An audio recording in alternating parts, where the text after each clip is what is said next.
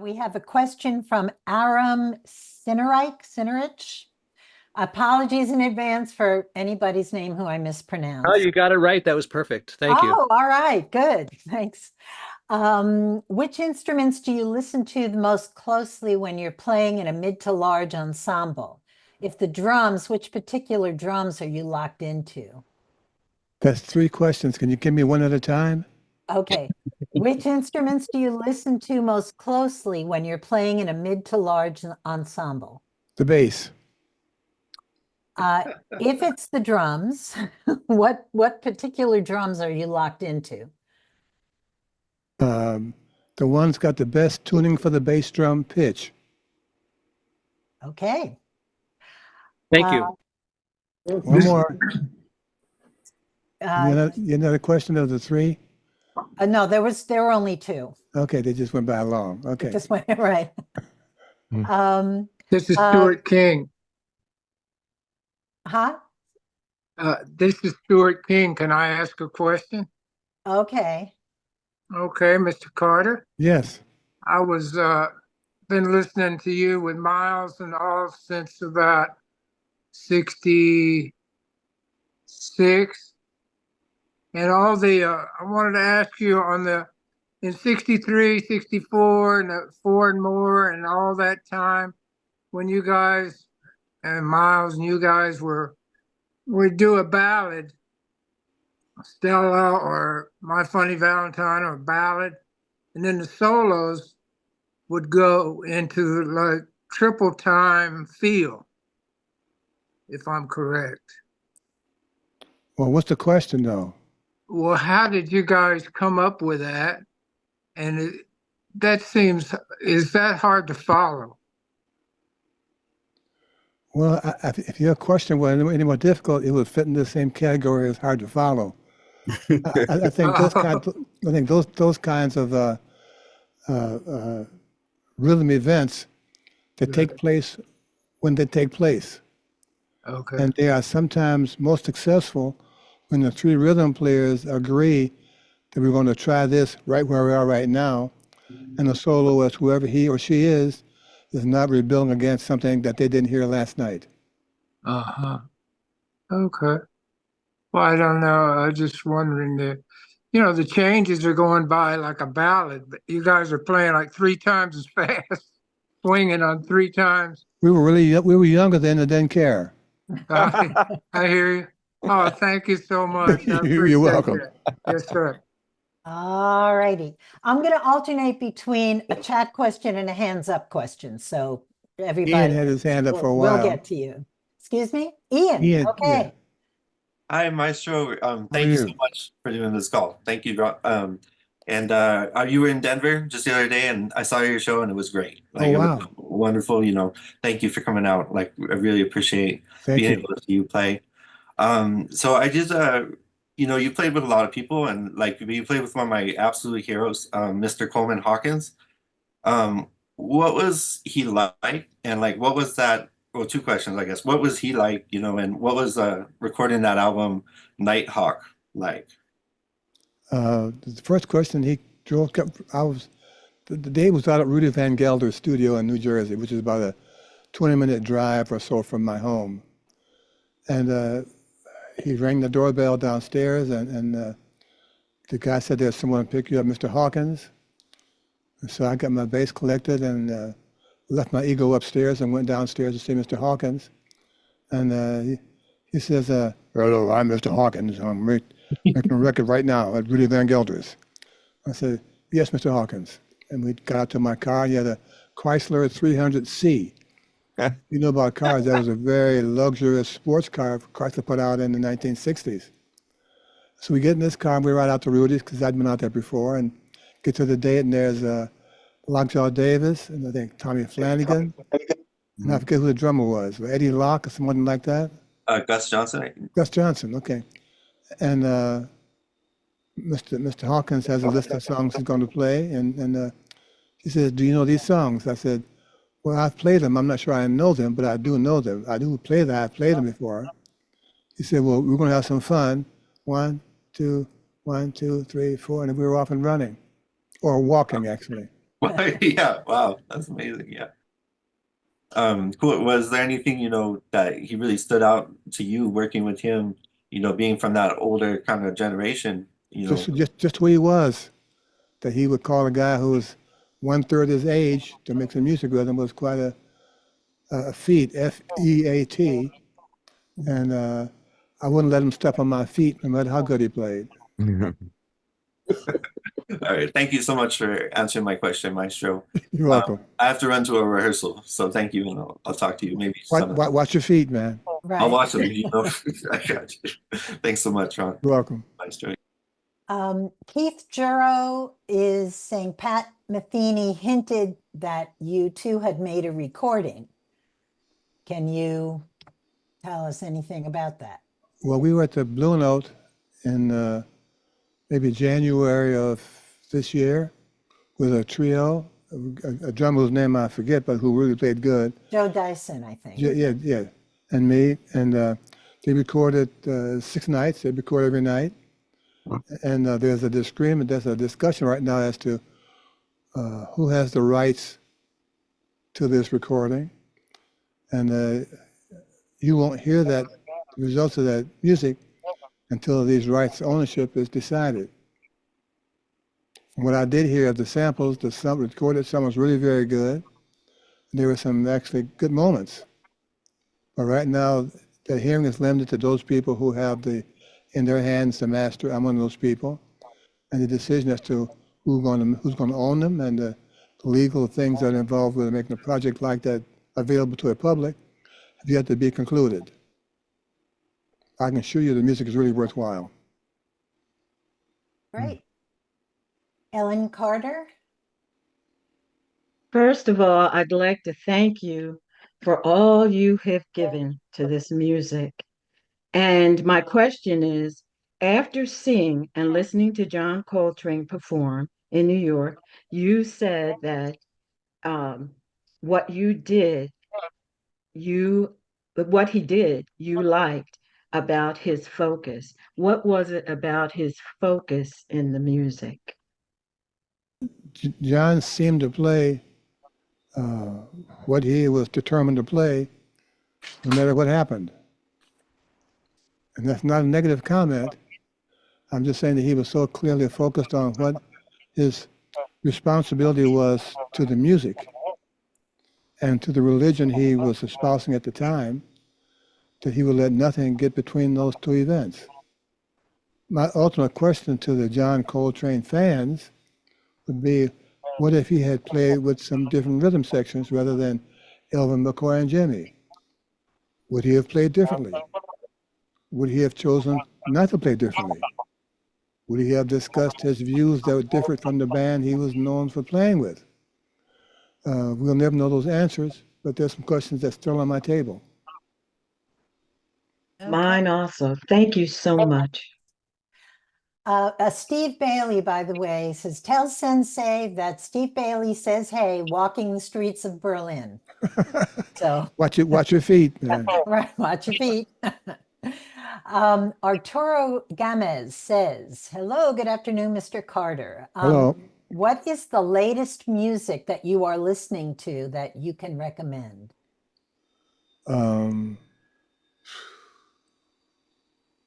Barber's Adagio for Strings and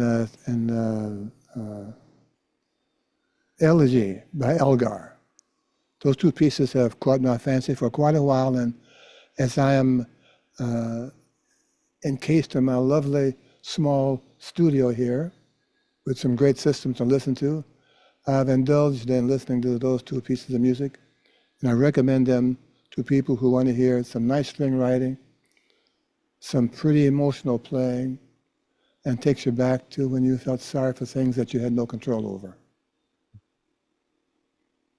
Okay, thank you.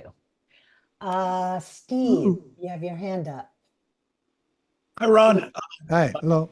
I'm from New Jersey. We always play on social media together, and I just wanted to thank you for the access to have that we're getting to have this amazing face-to-face discussion. This is a great thing. You know, I could ask you a million questions about music, and if I had 10 hours, I probably wouldn't get them all out. But something as a performer and then working in the music industry, as I get into my 50s, and one thing that I'm in awe of you as in your age, you're still like hitting the road, pounding the pavement, and that's an inspiration to a guy in his 50s that's trying to keep up. And my question for you is not directly music related, but what are you like? Are you working out? Are you eating? Like, what does that consist of? Because that is something that I think anybody that's watching this is probably as amazed as I am about that. When you say am I eating, I'm not sure what that means. Of course Just I'm eating. diet, like, what are you? How do you look so freaking good, dude? However, I don't eat pig's feet. That's that word again, you know. But I am eating. I've worked out with a trainer, Steve, since over 40 years. I'm going on 88, and I worked out with a trainer for the first 30 years of that, and the last 10 or so I worked out with a Pilates person. The trainer got other things to do, and he could no longer come to my house at 5 a.m. 3 days a week, and this Pilates person comes to my home at 5 a.m. 2 days a week, and he agrees to my kind of schedule, and he's showing me some different things that weightlifting and that part of exercising is no longer the only way, clearly, to kind of stay some kind of physical shape. I've always monitored my diet because as you travel, you never know what you're going to eat and when that next meal will come along. So I've always made sure that my students who are now beginning to travel, I tell them the first thing on your agenda is get a good breakfast. Because that may be not only the first meal, that may be the only good meal for the day. The second thing I tell them is leave your ego at home and bring some special ears to the gigs.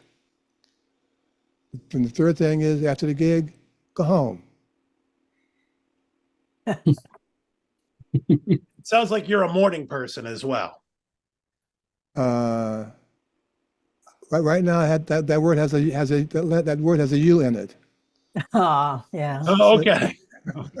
But Thank yes, I you. am. Yes, I am. But may I just add and give credit where credit is due? If Maestro steps off the bandstand at midnight or 1 o'clock, and then he greets people and signs autographs before he gets in the car and gets home, no matter what time, hour he's home, if it's a training day, he doesn't work that around it. He's 5 o'clock, even if he's in at 3. So there's a tremendous dedication, not just doing it, but a real dedication to it, no matter what. And Penny's being generous. 4:45, I'm up. Oh. Oh, well, then forget it. That's easy. All righty. Frederick Smith asks, I'm working on a project about Kareem Abdul-Jabbar, and he states you wanted to jump in on a pickup basketball game in Harlem in 1964. Is this true? Yes. The complete story is that Ben Riley, who was my drummer, the drummer with Thelonious Monk at the time, and I were good friends. And my wife, my late wife, and Ben's wife were always good, also good friends. And my wife was pregnant at the time. And I went over to Ben's house just to say hello and just spend some time. And we walked down to the near basketball court half a block away, and Kareem was there shooting baskets. And so, you know, I'm not in his class, but I do know how to shoot a basketball. So we were shooting around for about 25, 30 minutes, and Ben's neighbor comes running to the basketball court and says, one of you guys, your old lady is about to have a baby. I said, well, my wife's not that old, but she maybe qualifies for that kind of situation. So I left Ben and Kareem at the basketball court and went down to Sydenham Hospital, which is no longer there. And my wife gave birth to Ron Carter Jr. Aw. Krista Lula, sorry. Good afternoon, Maestro. It was How are such you? a pleasure to see you in Denver. I'm doing well. How are you? for the time of day, and having worked out this morning at 5 a.m., I'm okay. All right, good to hear. So in my spare time, what I like to do is read. I just picked up your biography and listen to music, including you. What do you do? Well, this morning I picked up the New York Times. There's a whole page on a female sculptor named Elizabeth Catlett, who has passed away recently in the past couple of years. She's been a friend of mine for a very long time. And this article that I read on her is quite a detailed view of her life and her work. She's now has work in the Brooklyn Museum. And I'm one of the few people who she has given a gift to of this nature. She gave me a birthday card that she painted, and this is her gift to me for my birthday.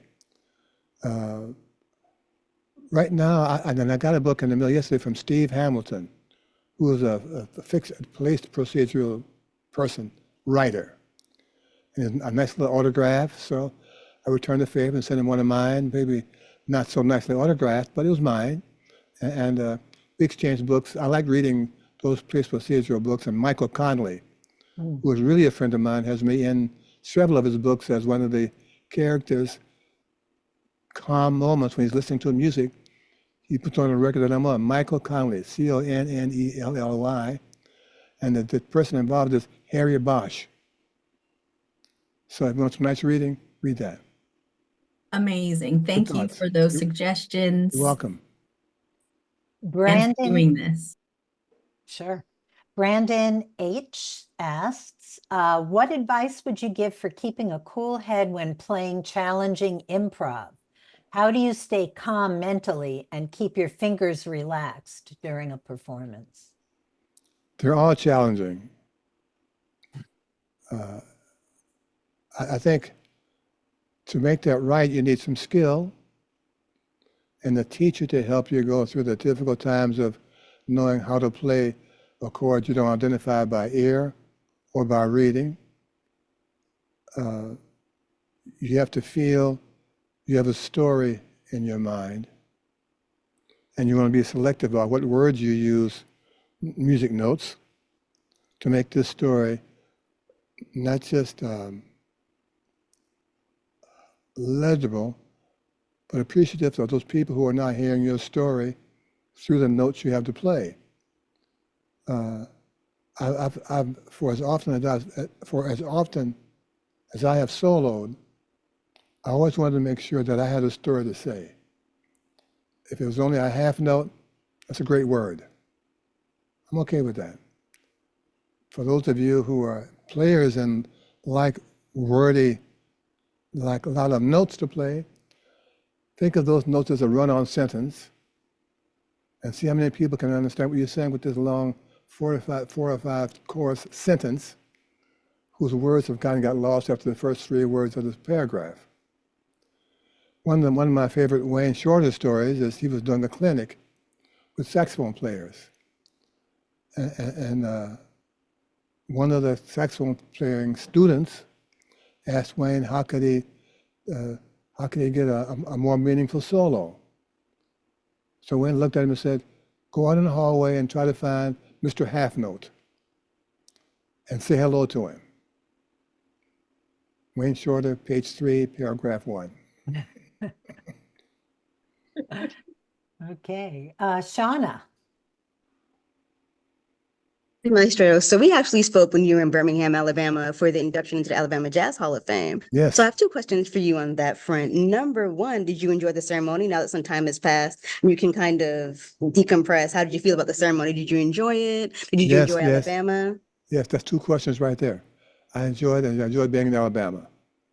And one more. Okay, So did you 3. know Cleve Eaton well? The bassist? Cleve Yes, Eaton? yes. He came to New York for a while. He went out with Count Basie's band for a while. I met him in Cleveland, actually, many years ago. And he was at the time playing with a group that was like the Ramsey Lewis Trio at the time. And they had a really good sound, good note choices, and he was on in Cleveland as being the bass player of Call. I didn't realize that he had moved, and I kind of lost track of him when I realized next he was down in, someone said Alabama somewhere. And later I found out that he was down there with you people. Yeah, I know Wonderful. him very Thank you so well. much. Yeah. He had a great beard, by the way, looked like Santa Claus. Who's also very nice too. Brenda Seiler sends greetings from Washington, D.C. When you and Donald Vega performed at the D.C. Jazz Festival, what was the interlude the two of you played between each song? Whatever I felt the need was. Generally, it was something to get us to transition between songs. Yes. And those of you who were aware of what happened, that was a trio concert that had been booked some time ago. And of Yes. course, most of you know that Russell Malone passed away before the concert. And my tribute to Russell was to have me and Donald Vega play with an empty chair on the stage. And this empty chair represented thoughts of Russell as I segued between tunes to the next song of my program. Okay. Thank you, Maestro. You're welcome. Dorothy Johnson Laird, what is an important lesson you learned from working with Miles Davis? Every night is a chance to play great music. Don't fool around and miss the opportunity. Okay. Tony Marino. Hey, how you doing, Ron? Thanks for Okay. having another. Yeah, thank you for having another one of these sessions. You're welcome. My question is, did you ever get a chance? Like, what was your experiences with Thelonious Monk? Well, to set the scene for you, I was just in New York, and I had met several bass players playing in Rochester as I was in the house band. Among those bass players I met in Rochester as I was a student was Sam Jones, and I was in the band. We played weekends, and they were the band of the week coming to New York from Rochester from Canada. And we had a nice talk, and he said, well, look, I don't know what your plans are, but if you come to New York when you graduate, after you graduate, you can find some work because New York always needs a good bass player. I took it to heart. I graduated in June 1959, went to Rochester, went to New York. Shauna, goodbye. Oh my, sorry. I'm just switching rooms. I'm sorry. I'm changing rooms. Okay, it's not the conversation. Okay, I'm just being it wasn't me. Okay. So I got to New York, and I had done some few gigs with Randy Weston. I was getting around town, Herbie Mann, Betty Carter, and Sam Jones was in town working with Monk at the time. So I get this call one day, and Sam says, Brother Ron, I'm home sick with the flu. Can you make this gig for me? I said, yeah, who is it? He said, Thelonious Monk. I said, well, okay. So I get to the gig. It was in a place called the Circle in the Square, not far from the Village Gate, a very small 400-seat theater. And I walk into the studio, the gig, the backstage, and I say, Mr. Monk, my name is Ron Carter, and Sam Jones is homesick for this gig, and he's calling me to make the gig for him. So Mr. Monk says, do you know all my tunes? I said, well, I don't know how big the library is, but I'm sure I know most of them. He said, well, we'll see which ones you don't know. And we did the gig, and next week he had a gig in Philadelphia at a place called Pips, a nice room in Philadelphia, and he said, Sam is still sick, can you do the week for me? So I said, yes. So for a week, I'm a student in Manhattan School of Music during the day hours. I'm being driven from New York to Philadelphia with the Baroness and her Rolls Royce with Monk. We do 2 shows. We get back in the car, drive me back to New York. I get there about 3 o'clock in the morning. I got an 8 a.m. beginning theory class for the grad student. We do this for 5 nights. And the 6th night, Saturday, I drive my own car and spend the night and drive back much more casually the following Sunday. Oh, thanks for sharing that story. That's really neat. You're welcome. So, I never call him Monk. I always call him Mr. Monk. yeah, he was unbelievable. Yeah. Alfonso Williams says, in your book, I believe you indicated you played some tenor sax. And In the was marching learning- band in high school. Yes. See, now even I didn't know that. Thank you very much for asking that question, Mr. Yes. Will. And learning the trumpet in the past, do you still play either of those instruments or some other one for your own enjoyment? Well, I'm starting to really enjoy playing the bass. And I do have a trumpet that has a history to it. When I joined the Miles Band, we worked in Chicago, and the bandstand was inside the bar area. You had this circle, and in here was the bar, was the band. And in order to get to the bandstand, you had to go through the bar, up some steps to the bar platform, that bandstand. Being the bass player in the band, I was the last guy to leave because I had the bass put the bass down somewhere with everybody standing. So at this particular night, I was the last guy off the bandstand, and someone that put the trumpet on the last step going down to the floor. That someone looked at his horn for the beginning of the next set, and it had a big size 13C footprint on the bell. Later, I got the horn, I got that fixed, and I have it in my house right now. Miles's horn. Thank you. All righty. Dexter Sims, Dexter, oh wow. yeah, says offers his condolences about Russell, and says I've been looking for fingering and positioning for scales on the upright. Can you provide a book that would work well for scale practice on the upright? Two things, Dexter, don't go to the fish shop. Those scales don't work. Come on, Kyle, you didn't get that? Okay, Steve, This is the book. Dexter. This is Dexter. Kyle's know- up I know- next with his I know question. where Kyle is. I'm looking at him smiling. Okay.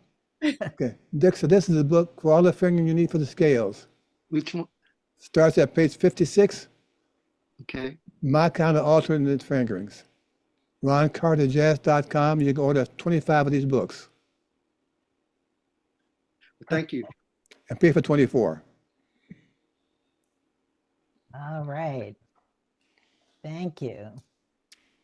In the second half of my question, Oh, Yes, I come on. just typed it into the chat for you. I just okay, answered. great. Thank you. Yep, no problem. Okay, Kyle, Yes, ma'am. Good afternoon, Maestro. Sending afternoon. much gratitude and appreciation to you as always. Thank you. First question, what informs your rhythmic inventiveness? Is it conscious or are you just a conduit? No, I'm conscious, man. For sure. I'm only unconscious when I'm asleep. My role is in that process is to take all the information that's going around me Mhm. and see which of those informations I can use fits into the prescribed time for this tune. And wherever I do, Kyle, I'm still hearing the beat we established to count off. 1, 2, 1, 2, 3, 4. And whatever I play, man, it's based on this. And that depends on how adventuresome the band I'm playing with is to these rhythms that are played in conjunction with this. But I have notes to match this new rhythm.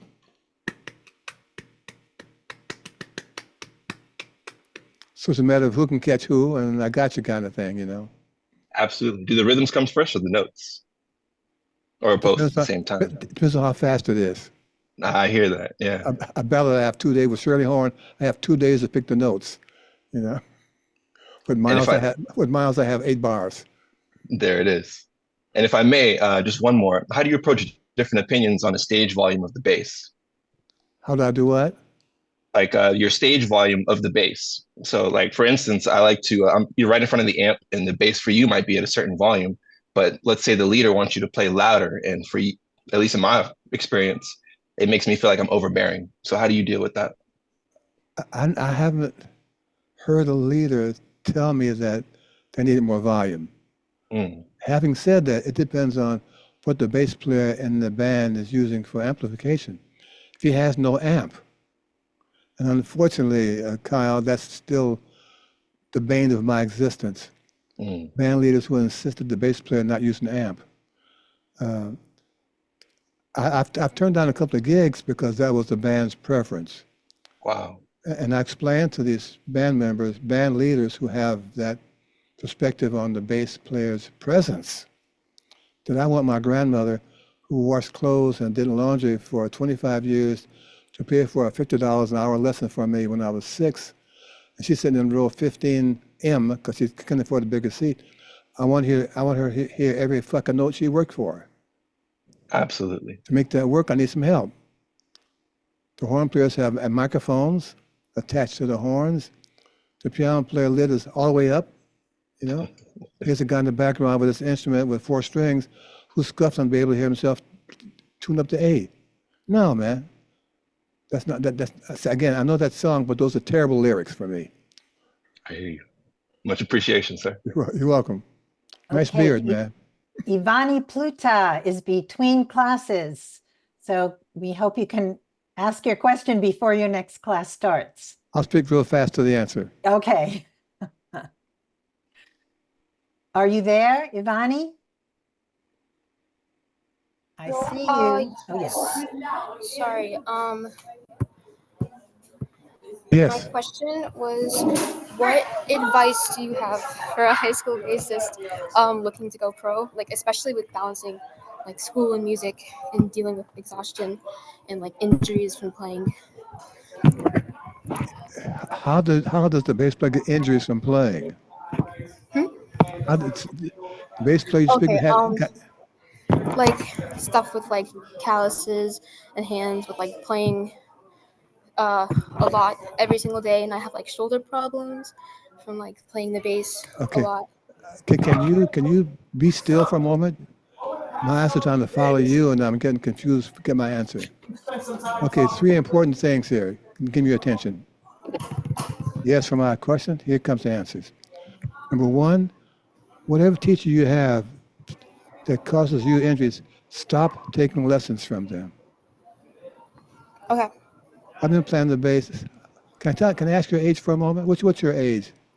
I'm 16. I'm gonna be Okay. 17 in less than 2 months. Okay, now I'm A junior. almost 5 years old, 5 times your age.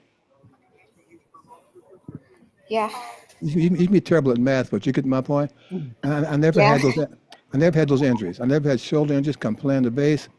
I never got calluses that I couldn't tolerate. Yeah. My fingers never hurt. My mind hurts from playing the terrible notes, but my fingers and body are great. I work out every morning just to help that physical approach to the bass. Yeah. If you were the teacher right now, whose results and you're taking lessons from them, him or her, and you get these shoulder problems and hand problems, stop taking lessons from them. And find a Okay. teacher who teaches the bass differently, like I do. Find someone who like helps with that, with the problems. What you can do is go on my site and try to work out a Zoom lesson with my site. Okay. Yeah, I was actually looking to do that sometime soon. How soon is yesterday? Well, you probably won't be able to do it until like December because Maestro's on the bandstand every day. Yeah. But if oh my you God. email Ron Carter Bassist at Gmail, Yeah. you know, we'll see what we can do. Okay. Otherwise, for a lot of people have been asking in general, those are starting up again in January. We just took this pause because Maestro is just every day. There isn't a free minute for it in the next Yeah, few months. I've So seen his performing a lot. And that doesn't even count all of his studio. that's right. That's right. That's right. And so I'll go ahead, Ivani. I will send you a text right now with the best email for you to reach out. Okay. Okay. Thank you. Great. Thank you. Okay, Thank and you so can, if you much. have other questions, you can ask them in the email too. And Stay we'll strong. answer them for you. Okay. Thank you. Okay. Okay. Going back to the chat for a bit. Deborah Kahan. I've been playing bass by ear for many years and I'm trying to become a better reader. Can you suggest any learning aids for sight reading? Okay. I'm trying to find an answer that doesn't sound like I'm talking down to you. You know, and I don't want my answer to sound I'm being a smart guy or a wise guy.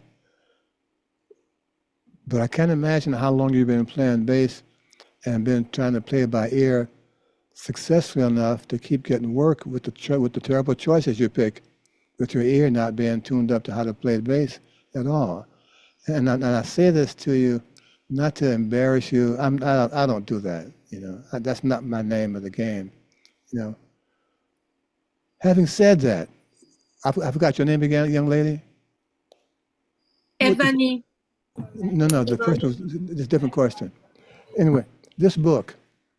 Oh, I'm sorry, Deborah. Deborah, Thank this you. is not a specific sight reading book, but it's how to play the bass beginning book. And you're going to need that to get better playing the bass. It also helps your reading because you got to read this stuff before you can get better playing the bass. It's written with big print, quality paper, simple enough for you to read it without me holding your hands to count the notes for you. The bass is laid out perfectly for you horizontally rather than vertically. And I recommend you stop doing gigs for about 3 weeks and read this book to help you know how to read music, what to look for reading, and make the bass more fun rather than can I play fewer bad notes tonight because I don't know what they are. I think Simone might have put the link to that book in the chat or is Yes. about to. Yeah, Please, thank you. Yep. Thanks. Okay. Brian Crossman. Hi, good afternoon, Maestro. My name is Brian Crossman. I'm based in the DC area, and I had the pleasure to meet you at the DC Jazz Fest and also see that very moving performance with a tribute to Mr. Malone. Thank you. During that performance, you played a beautiful rendition of Boccaccio's Suite, and you reminded us recently of your recorded works with Bach. My question is two-part. Do you have other significant classical influences that bring you inspiration? And second part, how do you recommend any bass student incorporate classical or other styles to be a well-rounded musician? Thank you. Let me go the last record, that question first. I think playing classical music does not make him or her more rounded. I don't want you to think that if you start taking classical lessons or start listening to classical music, that makes you a more rounded bass player.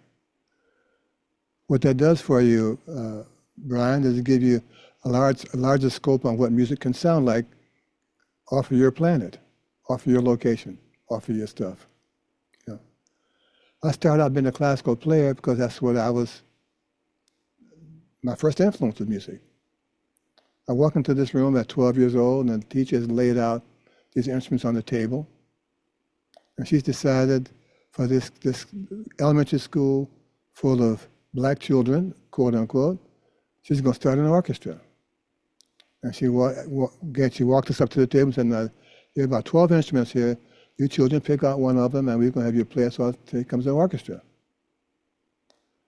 Now, one of the questions I'm asked 2 out of 6 times is, what did I learn from classical music as a functioning jazz player? I learned how to practice. I had to make practice productive. When I picked up the instrument, I had to put it down again an hour later or 2 hours later. I know I learned these items that I didn't know before I started practicing. That made me a better player because I had a more productive time to learn these items. In this case, a lesson plan. Page 3 of a book. Page 6 is the exercise. I enjoy playing in orchestras because it's the sound of 100 people playing in the same direction. It's always been amazing to me, even as 12 years old. You know, I hear it today and I watch the conductor and I realize,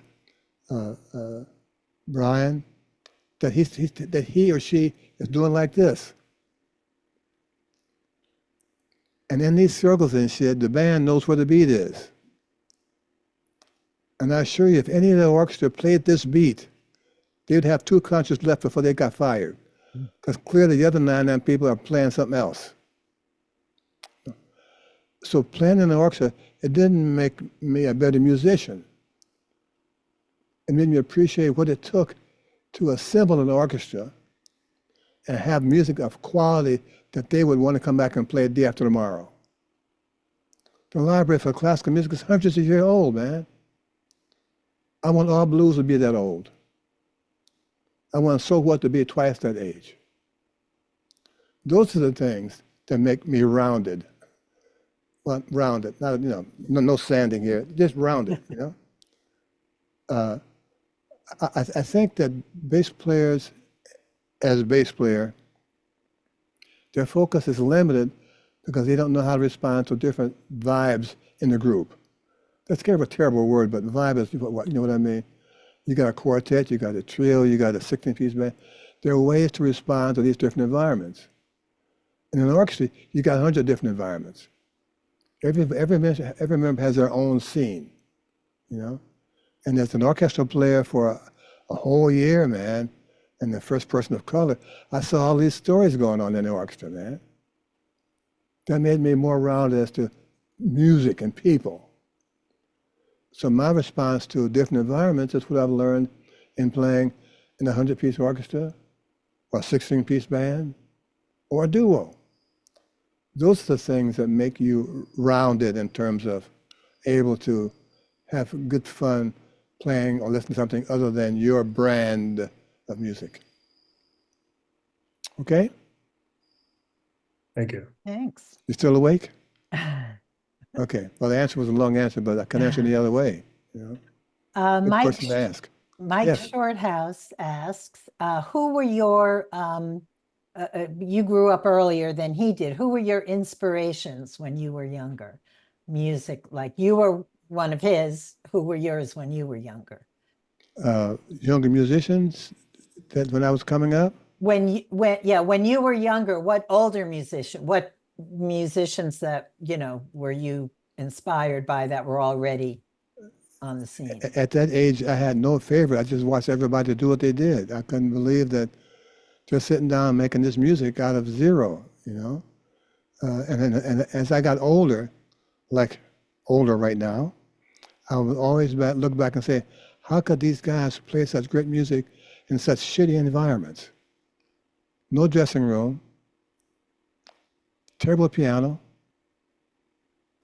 sometimes an inoperable bathroom, no coat room, come in from outside, freezing weather, go right to work and play some hot notes. Sounds like yesterday to me, by the way. And I didn't know what they were going through to make this music so magnanimous, so splendid. And so they influenced me in a way that you would not necessarily mean. They played this great music through this terrible, terrible, non-welcoming environment. I've been on gigs, man, if I can call you man, where the coat room was a black trash bag behind the bar. Now, if I want to play some music, and I'm serious about getting better at my skill, I got to play it whenever I can. I got to spend many hours on the bass as possible, because I want to find out what this bass is supposed to do tonight. So I accept that. I don't tolerate it. It's a little difference. I accept it because my job is to make this band sound good. And what my coat's on the floor, on the trash bag, for that hour, their ass is mine. When it's over, that coat is mine. Good night, everybody. Ta-da-ta-da. Thank you. That's such a powerful perspective. And thank you for all your contributions over time as well. Thank you. Appreciate it. I'm still looking for the right notes, man. Even with my coat in the trash can. Darnell Starks. Darnell, Dr. Starks, how are you?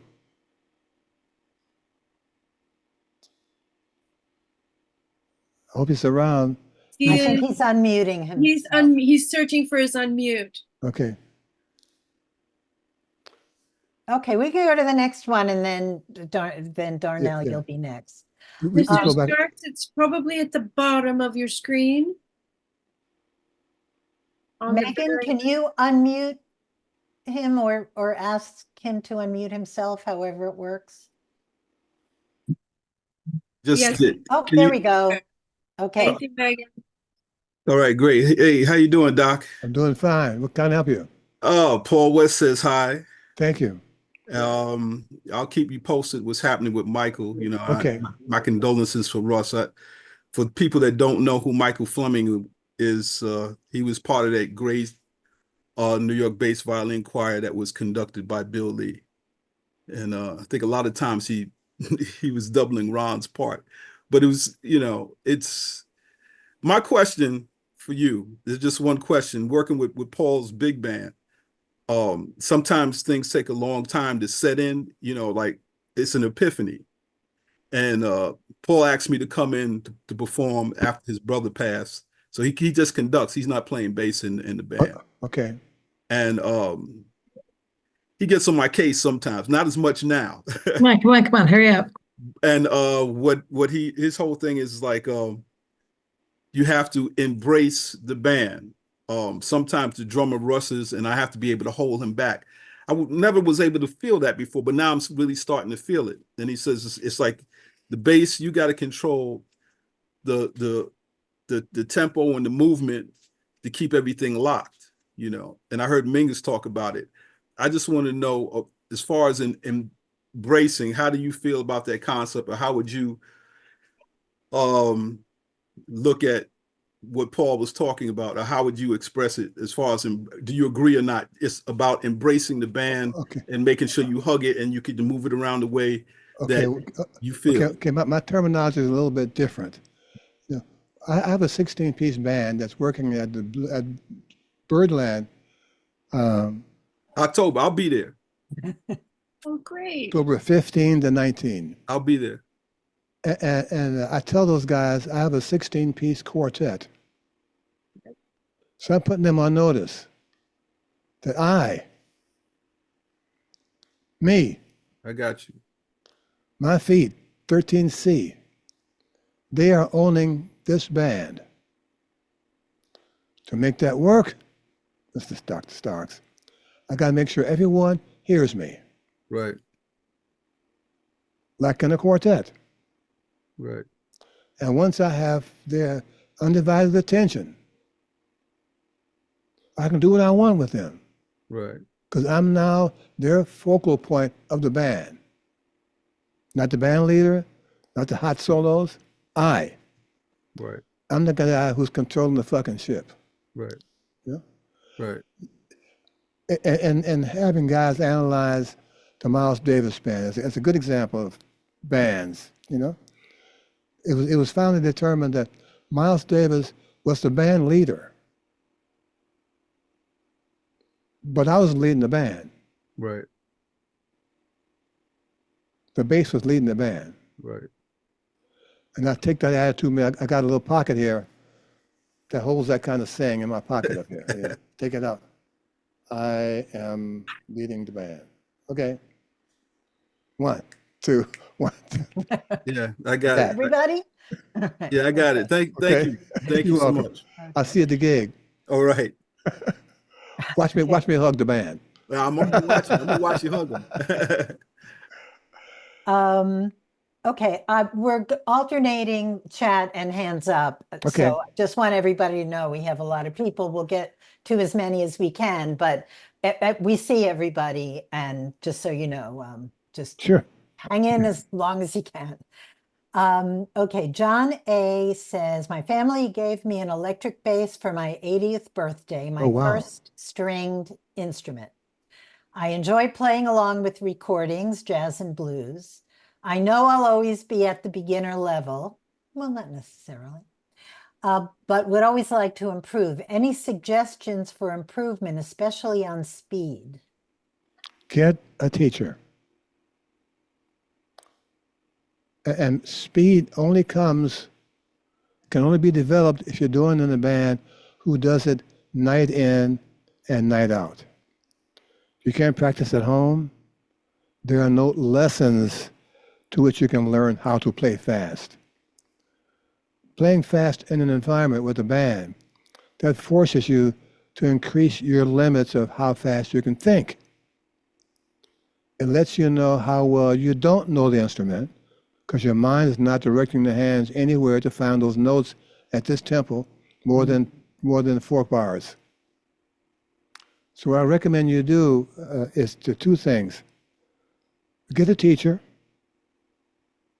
and understand that you can't play faster at home. You have to be on the gig. Proof of that is that the record that Miles Davis made, Kind of Blue, when I joined that band, every night the song got faster and faster. So much so that that's 1 bar. The next week, that's 8 bars. By end of 5 years, man, the tune's already over. That's how fast it was. Thank you. I've had 2 instructors, and I've benefited a lot from those. But I have trouble finding instructors that want to just play rock music. Well, they got to start somewhere too, man. I want to know what's that first note. Thank you. You're welcome. Okay, Josh is next. Josh, up at the top left. Hi. Hi, Maestro. How are you? I'm good, thank you. How are you? Okay. I have a kind of trumpet centric question. I'm a trumpet player, and I apologize in advance for that. I won't hold it against you. But I've been very interested in what Miles practiced for a long time, and I Google around and I research about it sometimes. And I actually came across an article just the other day where you were quoted in the article as saying that Miles before a show didn't really have space to warm up before he went on, and so he just went on cold. And I just wanted to ask you, it was really interesting, actually. I was thinking, I attended the last Zoom conference you had, and I just listened. I didn't ask any questions. And I was thinking, I wonder if Maestro will do another one, and I could ask him this question. Then literally the next day this happened, so I felt I really have to be here and ask you this question. I was just curious if that is indeed what you said, if you weren't misquoted. No, I never saw, in 5.5 years, Josh, I never saw Miles warm up. I never heard him do any stuff. None of that stuff, man, in 5.5 years. That's really interesting. I worked with Freddie Hubbard for a lot of years making records. I never saw him warm up or do warm-up exercises like classical trumpet players do for an orchestra concert. There are 2 reasons for that, Josh. Number one, there's never been any place to warm up comfortably, and there's never been any place to warm up individually. And jazz players need that space to warm up, however you ultimately define that word and that practice of that event. You know, I'd like to get the gig an hour early, man, and play some scales in the dressing room. What dressing room? Oh yeah, well the orchestra has. Yeah, but where's ours? Where's mine?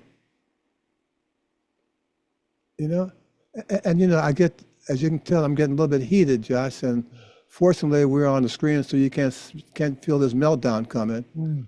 But I get upset when trumpet players talk about Miles missed 1 note, and these guys been warming up for 3 days before playing the Brahms. Yeah. With a sub on the side. They got two guys playing trumpet part, playing the first trumpet. Second trumpet player got assistant. Wait, guys, hey, come on. I always personally. Time to cool off, Josh. Relax. I'm coming down. There you go. I'm better. Thank you. Okay. I understand. I mean, it really makes me angry when people give short shrift to Miles's trumpet playing.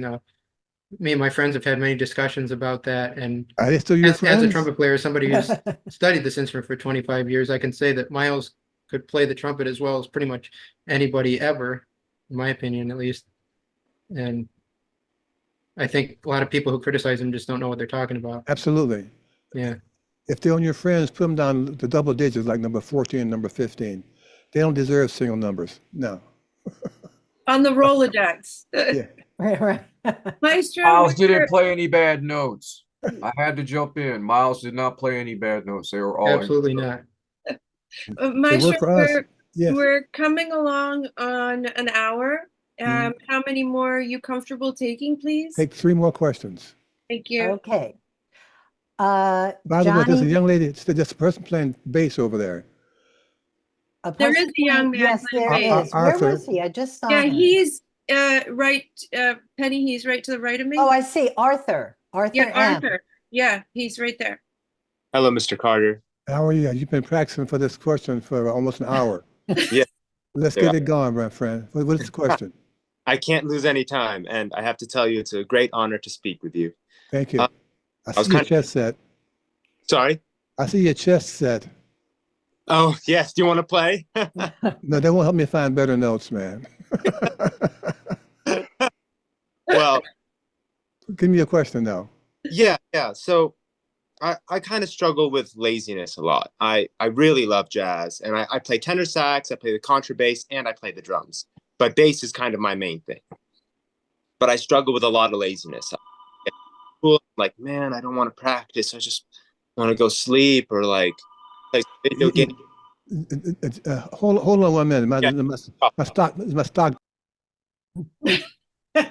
His stockbroker's on the other Yeah, one. right. It's one of his favorite.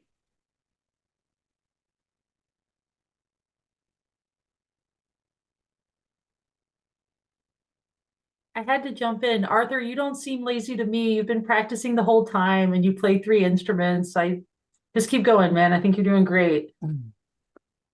I appreciate that, but you should see me when I'm not practicing. But we all have to not do things sometimes, you know? Okay, Yeah. here we go. Thanks you for your patience. That's my sock broker. Stockbroker. Yeah, Because yeah. you know Hey, got Maestro some has good socks. many Yeah, I have socks. socks. I see. Okay, so give me okay now. I can ask you a question kind of shortly. You know, I've grown up knowing a lot of guys who were multi-instrumentalists. You know, at Eastman School of Music, violin players who played viola, cello players who played bass. I mean, that's English horn players play oboe. I mean, that's not unusual to play more than one instrument. If you want to really play good, Arthur, 2 of those instruments got to go. I would not have you want to think that you want to get known as a guy who plays 3 instruments almost well. There's an expression in my neighborhood called "Jack of all trades, master of none." I've heard that. Now, if you want that title, keep fucking around and keep playing 4 instruments. You want to be good? Pick one of the 4. Ladies, I have good vocabulary, but sometimes those nice 4-letter words, they're fucking great, you know?